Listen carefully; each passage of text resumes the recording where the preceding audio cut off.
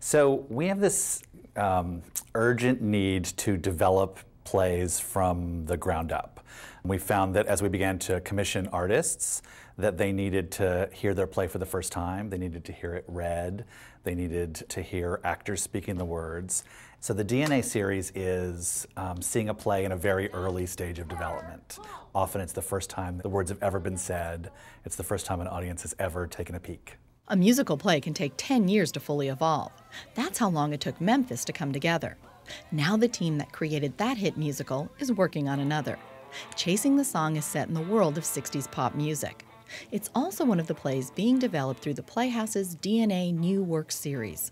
Christopher Ashley is again directing, from a book by Joe DiPietro and music by David Bryan.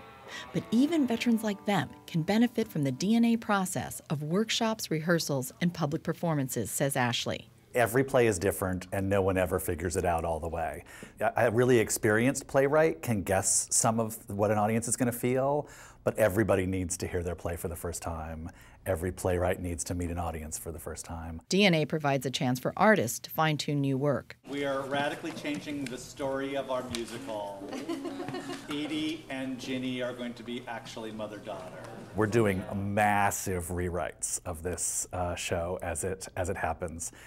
Joe, I think, wrote 70 pages of rewrites, and almost every song has been radically adjusted today. One of the great things about DNA is it doesn't have to be ready yet. What it has to be is promising.